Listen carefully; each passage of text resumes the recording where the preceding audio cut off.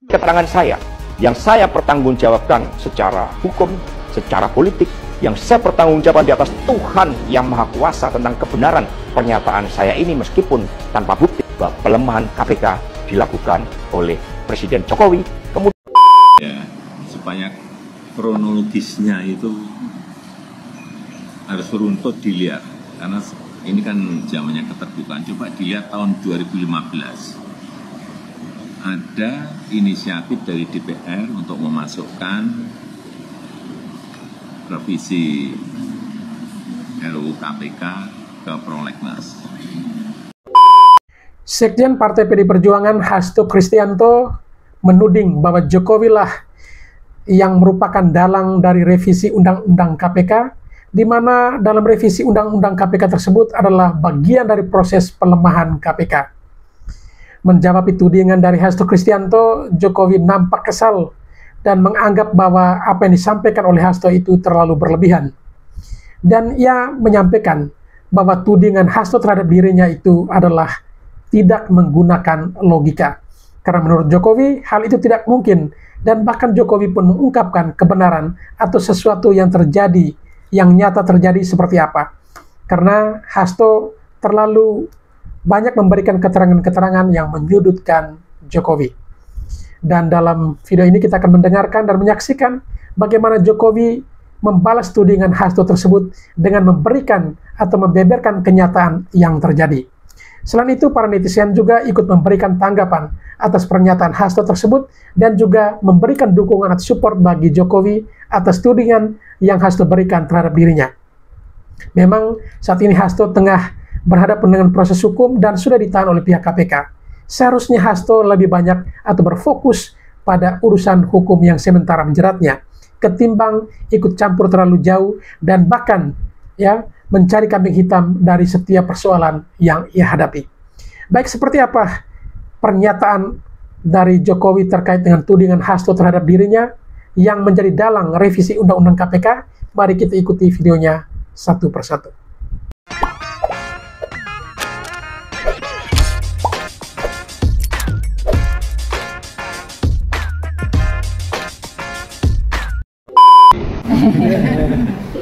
Ini ya, supaya kronologisnya itu harus runtut dilihat, karena ini kan zamannya keterbukaan. Coba dilihat tahun 2015. Ada inisiatif dari DPR untuk memasukkan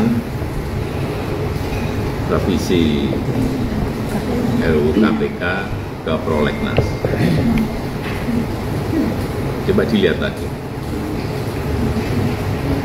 Dan saat itu terjadi ketidaksepakatan antara DPR dan pemerintah, sehingga tidak jadi dibahas.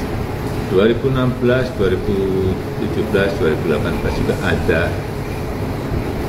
upaya untuk melakukan pembahasan, tetapi juga tidak terjadi.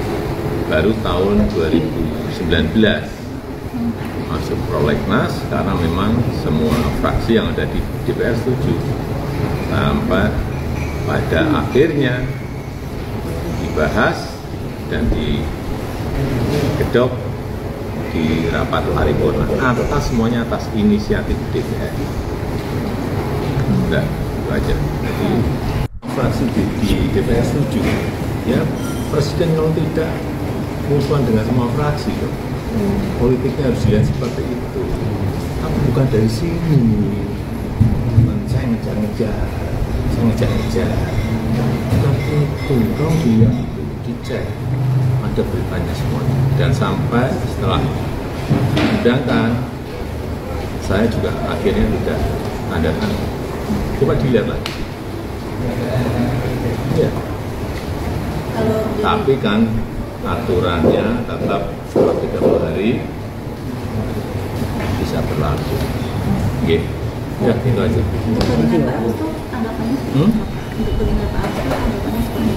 Ya tadi ini kan.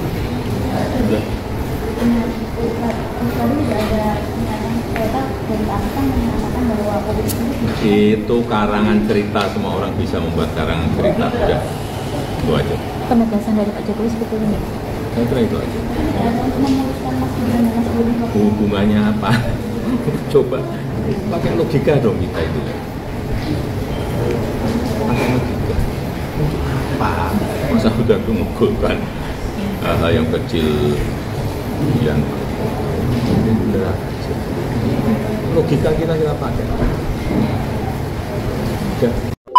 Keterangan saya yang saya pertanggungjawabkan secara hukum, secara politik, yang saya pertanggungjawabkan di atas Tuhan yang Maha Kuasa tentang kebenaran pernyataan saya ini meskipun tanpa bukti bahwa pelemahan KPK dilakukan oleh Presiden Jokowi, kemudian dampaknya dituduhkan kepada PDI Perjuangan. Apakah ini dokumen rahasia yang dimaksud dengan Pak Hasto dan Bu Kony yang telah dinotariskan di Rusia? Saya pikir ini adalah monolog yang dilakukan oleh Pak Hasto yang katanya bisa dijadikan barang bukti untuk mempidanakan atau mengadili Pak Joko Widodo. Menurut pandangan saya, ini tidaklah cukup untuk dijadikan barang bukti ketika Pak Hasto hanya berbicara sendiri karena ada asas di dalam KUHP untuk menentukan siapa saksi dan apa saja barang bukti. Di dalam hukum, dalam penetapan bukti dan saksi itu ada namanya asas unus testis nullus testis. Yang mana disebutkan satu orang saksi bukanlah saksi, berikut juga barang buktinya. Alih-alih Pak Hasto berbicara sendiri untuk mengadili Pak Joko Widodo, ada baiknya Pak Hasto mencari saksi yang lain dan alat bukti untuk memperkuat agar bisa mengadili Pak Joko Widodo. Pak Hasto sebagai warga negara Indonesia itu juga memiliki hak yang sama di dalam hukum, yang sama-sama kita ketahui sebagai asas equality before the law. Tidak memandang status sosial, siapapun bisa melaporkan, namun haruslah memenuhi syarat-syarat yang telah ditentukan oleh KUHP. Azas equality before the law ini juga sudah disebutkan di dalam Undang-Undang Dasar 1945 di dalam pasal 28D ayat 1. Di situ sudah jelas diterangkan bahkan siapa saja berhak dalam urusan hukum. Jadi agar Pak Hasto bisa mempidanakan atau mengadili Pak Jokowi haruslah diperhatikan alat bukti dan juga saksi-saksinya. Jangan kemudian statement Pak Hasto beserta teman-teman hanya sebagai pepesan kosong. Saya sebagai warga negara Indonesia yang sudah terlanjur mendengarkan statement Pak Hasto, Bu Kony dan beserta teman-teman yang lain itu sangat berharap bukti saksi yang katanya sudah dinotariskan di Rusia agar segera dibuka, agar terungkap tabir secara terang benderang ada apa sebenarnya, kenapa kemudian di internal partai Pak Hasto terjadi saling serang menyerang. Ya Pak Hasto dan teman-teman silakan buka dokumen rahasianya yang sebenar-benarnya, yang seasli-aslinya. Kami menunggu. Kan dari Pak Hasto kan menyatakan bahwa UU tersebut Nah, kelihatannya saya Adri Syazal, CEO Retail Team Indonesia. Menarik ya, kita lihat Pak Jokowi saat ini langsung merespon tentang yang hal ini direspon sama Pak Jokowi. Kenapa? Karena saya melihat Pak Jokowi merasa penting untuk merespon tuduhan ya, tuduhan dari Hasto tentang bahwasanya revisi Undang-Undang KPK ini yang bertanggung jawab di belakangnya adalah Pak Jokowi. Dan kita sudah tahu semua tentang rentetan ini ya, bahwasanya ada bahkan ada podcast dari Novel Baswedan dengan Yudi mengatakan bahwasanya ya memang surprise dikeluarkan oleh Pak Jokowi, artinya surat perintah undang-undang dan ada inisiasi dari pemerintah kemudian dibahas oleh DPR. Nah, faktanya ketika terjadi pembahasan di DPR mungkin sudah berubah-ubah ya,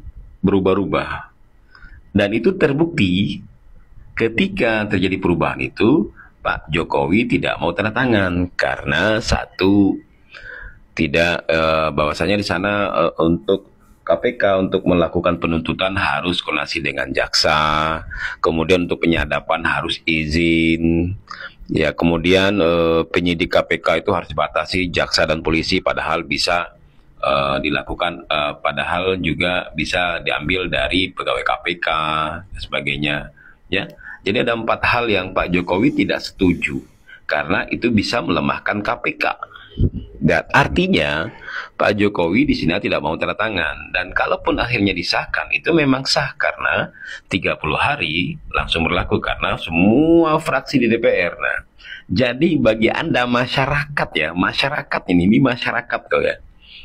Kalau ini sudah disetujui oleh DPR dan semua fraksi menyetujui, berarti semua partai. Itu loh, Anda harus ingat, nih kita harus dewasa dalam berpolitik. Semua partai Anda, jadi jangan kita hanya menudingnya. Misalnya hanya Jokowi, semua partai terlibat di sana. Kalaupun tuduhan Hasto itu ada, misalnya disebar uang 3 juta dolar sebagai dan semua menerima, dan itu perlu dibuktikan. Kalaupun terbukti, makanya semuanya masuk penjara itu.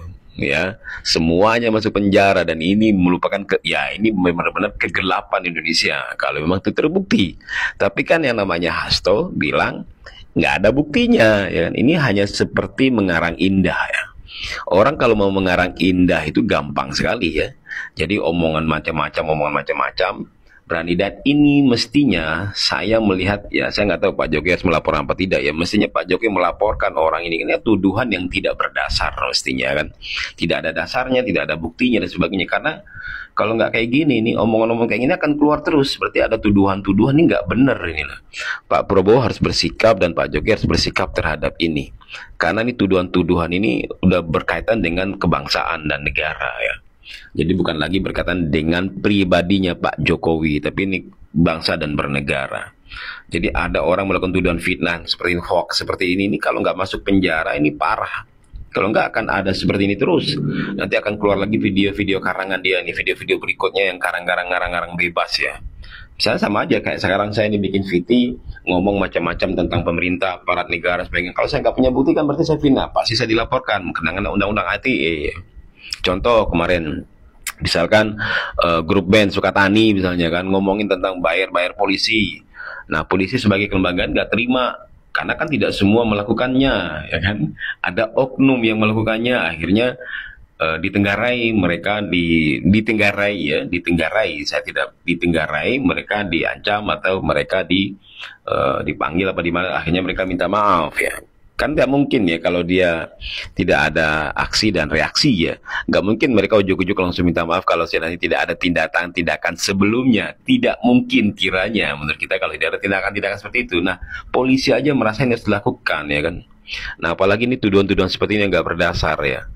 Nah, jadi menurut saya Pak Jokowi tetap maju, Pak Prabowo, Mbak Puan ini benar-benar harus disikat nih orang-orang seperti ini, nggak usah dibantu menurut saya. Gitu sih. Karena merusak informasi tatanan negara, ya kan. Masyarakat jadi tidak dicerdaskan, ya. Jadi pembodohan masyarakat itu mulai dari sini. Salam, saya Adri Syarizal, salam bijaksana. Jaga Ibu Megawati Soekarno Putri kepada seluruh kader-kader PDI Perjuangan. Siap Pak Hasto, siap laksanakan. Kami akan jaga Ibu Megawati. Pak Hasto nggak usah khawatir dengan kondisi Bu Megawati. Bu Megawati seharusnya malah menjaga dirinya sendiri supaya tidak mudah emosi. Kalau emosi, Bu Megawati bisa terkena penyakit hipertensi, penyakit jantung, penyakit yang diakibatkan oleh stres yang berlebihan. Nah, sekarang Bu Mega harus jaga dirinya sendiri dengan mengatur banyak hal, termasuk mengatur makan, mengatur nafas, ya, supaya tidak terlalu gemrungsung. Kalau Pak Hasto udah, saya yakin Pak Hasto baik-baik saja di sana, ya, karena pasti tiap malam ada yang bikinkan kopi, bikinkan teh, bikinkan makanan-makanan yang Pak Hasto sukai. Nah, Pak Hasto, Bu Mega itu seharusnya sudah menyerahkan tampuk kepemimpinannya ke generasi berikutnya. Jangan dipaksakan untuk menjadi ketua umum lagi, sudah sepuh. Bu Mega sudah harus tinggal melihat kondisi yang ada di lapangan. Karena sekarang zamannya sudah berubah. Ada perubahan yang signifikan yang terjadi di dunia ini pada era digital. Kita bertemu dengan para pemilih yaitu Gen Z, ya, dimana mereka itu berbeda Pak Hasto. Pada saat mereka dilarang-larang, kemudian PDIP menunjukkan kekonyolannya di masyarakat, ya, tindakan-tindakan, keputusannya dan lain-lain membuat Gen Z itu tidak tertarik lagi untuk memilih PDIP, dan ini tentunya akan merugikan suara Anda di 2029 nanti. Nah, menurut saya biarlah semua berjalan dengan baik dan segera dipilih ketum. Boleh putri biologisnya Ibu Mega, yaitu Ibu Puan. Saya melihat Ibu Puan lebih fleksibel. Bu Puan bisa menjaga hati banyak orang. Bu Puan memiliki pengalaman memimpin organisasi DPR 2 periode ini. Dan Bu Puan lebih berani menampilkan diri. Jadi berani menerima segala konsekuensi yang ada yang terkait dengan keputusan dan langkah-langkah, khususnya langkah-langkah timnya. Apabila tampuk kepemimpinan diserahkan kepada Mas Pranata, maka masyarakat belum mengenal beliau. Beliau siapa, seperti itu ya, karena beliau tidak pernah tampil di depan publik. Beliau mungkin berjasa di belakang layar ya, tetapi masyarakat butuh orang yang tampil di depan publik. Dan masyarakat juga menilai bahwa timnya dari Anda dan putranya Ibu Megawati, Mas yang saya sebut tadi, itu lebih frontal. Ini mungkin bisa sebagai evaluasi dari masyarakat ya. Terlalu frontal. Kalau menjelekkan orang itu terlalu nginjek ya. Kemudian kalau menjatuhkan orang itu terlalu jatuh dan terlalu sadis. Terkhusus Anda juga sempat memilih pembicara atau jubir dari PDIP yang seringkali blunder dan tidak menguasai PDIP itu seperti apa, sehingga mempermalukan PDIP sendiri. Bapak Guntur Romli. Bapak tersebut sudah nggak beres. Dia sudah tidak loyal dengan partai yang beliau ikuti sebelumnya kan. Nah, dimana setelah itu langsung menjadi jubir, tentu itu mengurangi jatah ya, mengurangi jatah dari teman-teman yang sudah loyal dengan PDIP sejak lama. Tahu-tahu orang baru, bahasa Jawanya mak bedunduk, langsung menjadi jubir, langsung menjadi orang yang sok tahu tentang PDIP. Jadi akhirnya sering blunder dan mempermalukan PDIP sendiri. Nah, kami rakyat Indonesia itu mungkin lebih setuju apabila PDIP dipimpin oleh orang yang lebih soft, lebih slow, lebih tidak berapi-api, tetapi tetap termotivasi. Karena motivasi itu tidak perlu berapi-api. Menurut saya seperti itu sih Pak Hasto. Jadi justru malah Bu Mega dijaga secara kesehatan saat ini, supaya Bu Mega bisa melihat keturunan biologisnya memimpin PDIP. Dan gak usah dikompor-kompori juga Bu Mega untuk melarang-larang pemimpin daerah yang dari PDIP tegak lurus dengan pemerintah saat ini. Bolehlah oposisi, tetapi jangan lupa bahwa pemimpin daerah dari PDIP itu dipilih berdasarkan pilihan rakyat, bukan berdasarkan pemilihan perwakilan dari PDIP yang dipilih oleh PDIP sendiri. Itu maksud saya Pak Hasto. Jadi untuk pemimpin daerah yang dipilih oleh rakyat, Anda juga harus menghargai pilihan rakyat. Ya jangan tegak lurus yang berlebihan kepada pemimpin partai. Karena kalau rakyat kemarin tahu situasinya seperti ini, mungkin gak bakalan memilih Anda. Mendingan memilih orang lain yang tegak lurus dengan pemerintah saat ini, biar semua permasalahan yang ada itu menjadi mudah terpecahkan sesuai dengan program yang ada.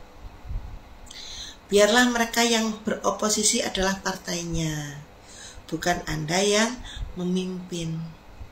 Tapi biarlah ini menjadi pembelajaran buat kita semua, bahwa kita ini membawa amanah dari rakyat, ya, bukan dari Ibu Mega ataupun dari Pak Hasto Kristianto.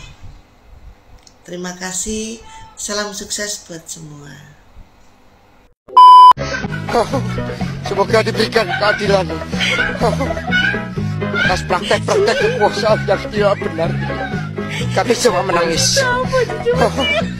Para kiai menangis. Ibu Megawati menangis. Jaga Ibu Megawati Soekarno Putri kepada seluruh kader. Ngapain perlu dijaga Bu Mega, Pak? Jadi semakin penasaran. Sebetulnya ada apa sih ini? Hati-hati loh Pak Hasto, mulutmu harimaumu. Karena kita tuh nggak mikir macem-macem tentang si ibu. Tapi ketika Bapak ngomong seperti ini, ya tanda tanya besar Pak. Kenapa ibu harus dijaga? Kenapa Pak Hasto? Ada apa? Penasaran. Beli Pertamax isinya Pertalite, pilih Prabowo isinya Mulyono. Bisa aja nih Bang Adian. Bukannya yang bener gini Bang ya, pilih Mulyono isinya Megawati. Nah itu yang bener Bang.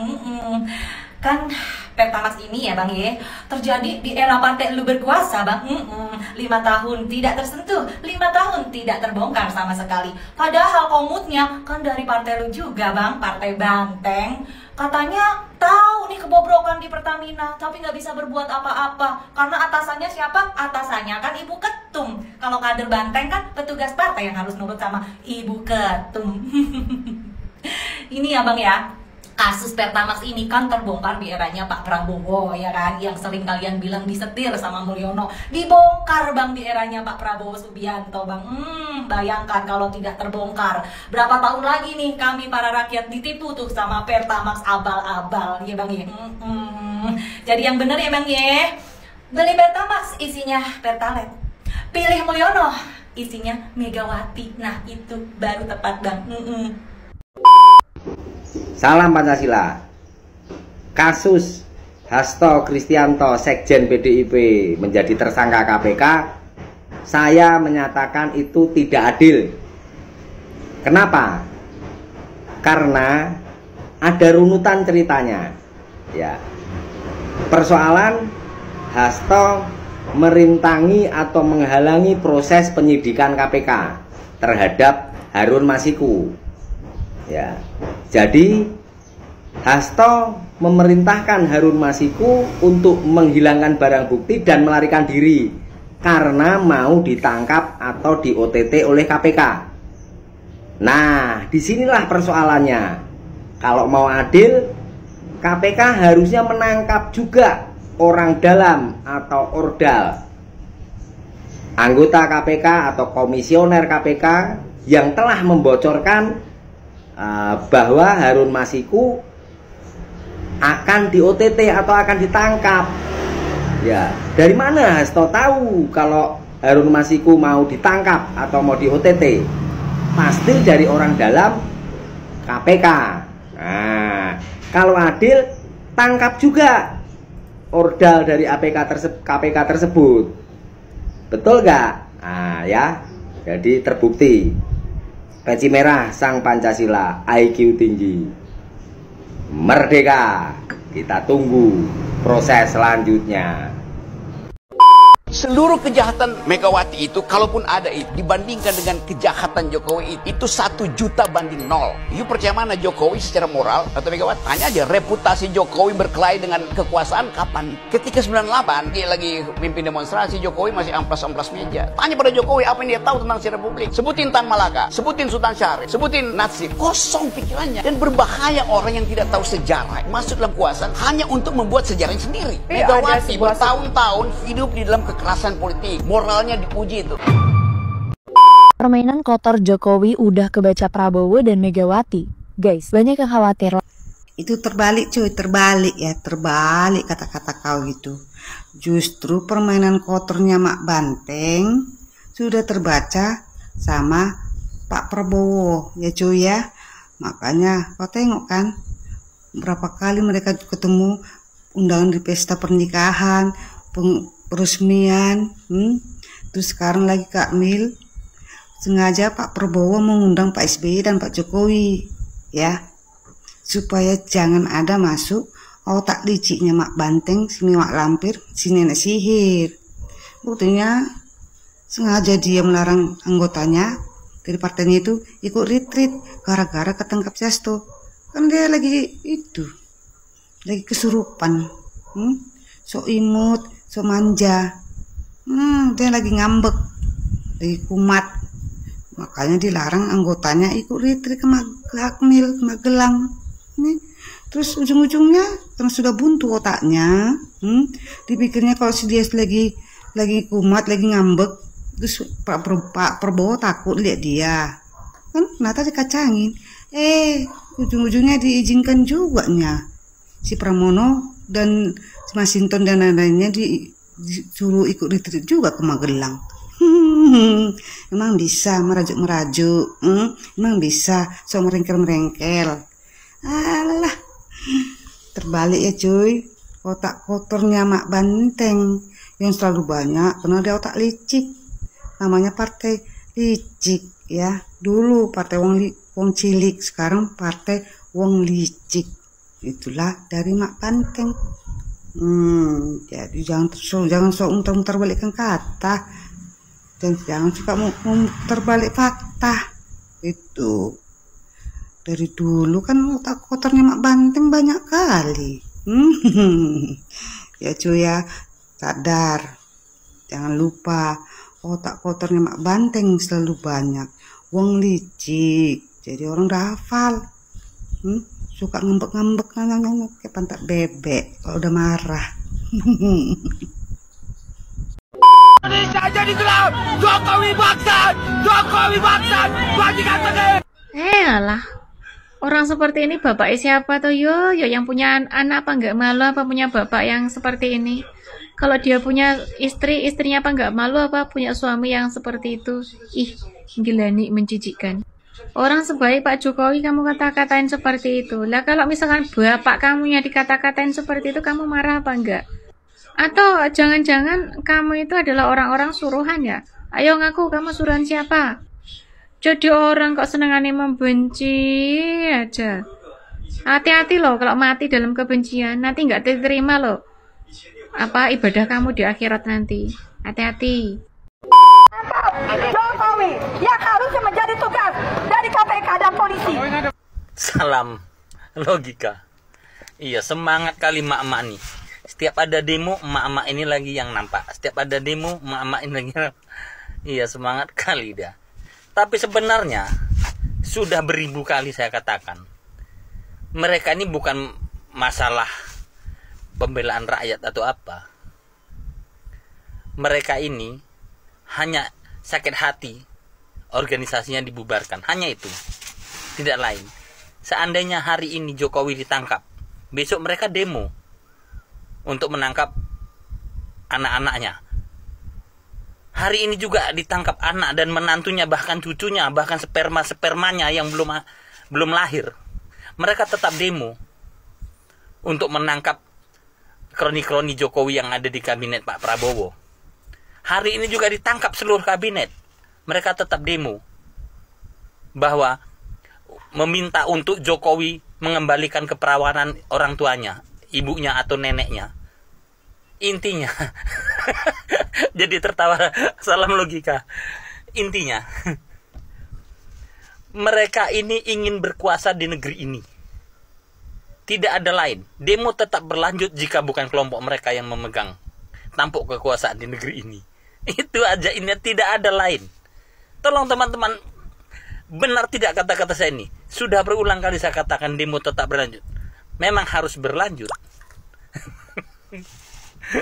Logika ya, logika.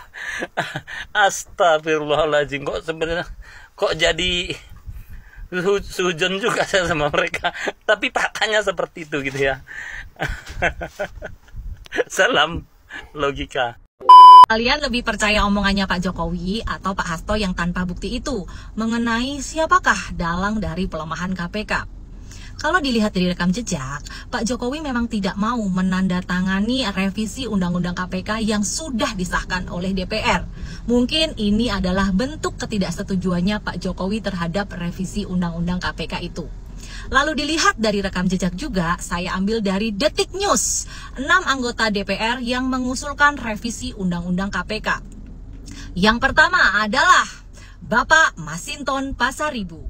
Saya yakin seluruh rakyat di Indonesia sudah sangat mengenal siapakah Bapak Masinton Pasaribu ini.